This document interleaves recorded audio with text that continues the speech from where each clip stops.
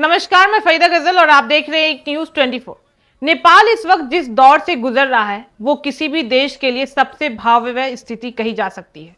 सोचिए, जब सड़कों पर कानून और पुलिस दोनों गायब हो जाए, जब भीड़ ही कानून बना ले और जब लोग बिना किसी डर के शोरूम और मॉल में घुसकर अपनी पसंद का महंगा से महंगा सामान उठा ले जाए, तो तस्वीर कैसी होगी। यही तस्वीर है इस वक्त नेपाल की। सोशल मीडिया पर वायरल हो रहे वीडियो में साफ दिखाई दे रहा है कि लोग एसी, फ्रीज और टीवी जैसे महंगे इलेक्ट्रॉनिक सामानों को दुकान से उठा कर बाहर ले जा रहे हैं। कोई रोकने वाला नहीं है, कोई पूछने वाला नहीं है और कोई सजा देने वाला भी नहीं है। मानो पूरे देश में जो मिले उठा लो का माहौल बन चुका है।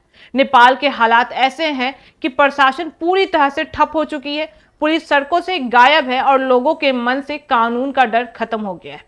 यही वजह है कि भीड़ बिना किसी हिचकिचाहट के बड़े बड़े शॉपिंग कॉम्प्लेक्स और मॉल में घुस रही है और महंगे से महंगा सामान उठा के ले जा रही है। किसी के चेहरे पर डर नहीं है, बल्कि बेफिक्री झलक रही है।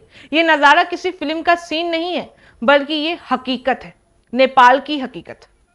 दरअसल नेपाल इन दिनों राजनीतिक संकट और हिंसक प्रदर्शनों से जूझ रहा है। जगह जगह आगजनी हो रही है, तोड़फोड़ हो रही है और लोग सरकार के खिलाफ सड़कों पर उतर चुके हैं।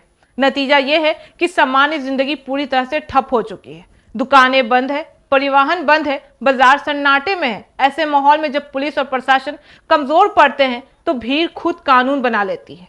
लोग सोचते हैं कि जब सरकार कुछ नहीं कर सकती है, जब पुलिस रोक नहीं रही है, तो क्यों ना जो हाथ में आए उसे उठा लिया जाए।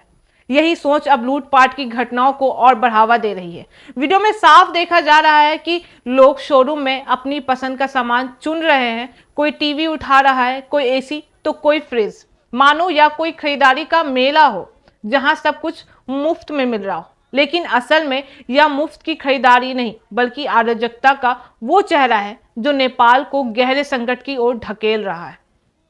और सबसे बड़ा सवाल यह उठता है कि जब जनता के मन से कानून का डर मिट जाए तो समाज का क्या होगा। विशेषज्ञों का कहना है कि यह स्थिति बेहद खतरनाक है। अभी लोग टीवी और फ्रिज उठा रहे हैं, लेकिन अगर हालात काबू में नहीं आए तो आने वाले दिनों में खाद्य सामग्री, दवाइयाँ और रोजमर्रा का सामान भी लूटने की नौबत आ सकती है। ऐसे में नेपाल केवल अराजकता ही नहीं, बल्कि मानवीय संकट की तरफ भी बढ़ जाएगा। आज नेपाल की सड़कों पर जो नज़ारा है वह सिर्फ वहां की जनता के लिए ही नहीं, बल्कि पूरे दक्षिण एशिया के लिए चिंता का विषय बन चुका है। क्योंकि जब किसी देश में अराजकता हावी हो जाती है तो उसका असर सीमाई इलाकों तक भी पहुंचता है।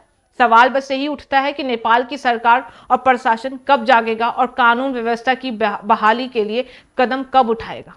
फिलहाल तस्वीर साफ है कि नेपाल में लोग खुलेआम लूटपाट कर रहे हैं, पुलिस नाराज है और सरकार की पकड़ लगभग खत्म हो चुकी है।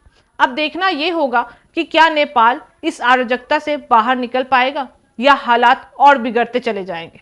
तो दर्शकों, नेपाल की सड़कों पर यह नज़ारा केवल लूटपाट का नहीं है, बल्कि उस चेतावनी का भी है जो बता रहा है कि जब कानून सो जाता है तो समाज किस हद तक गिर सकता है। तो ये थी आज की सबसे बड़ी खबर। बाकी इस मामले पे आपकी क्या राय है हमें कमेंट करके जरूर बताएं। ऐसी तमाम खबरों के लिए देखते रहे एक न्यूज़ 24। हर खबर सबसे पहले सबसे सटीक। वीडियो को लाइक करें, शेयर करें और चैनल को सब्सक्राइब करना ना भूलें। धन्यवाद।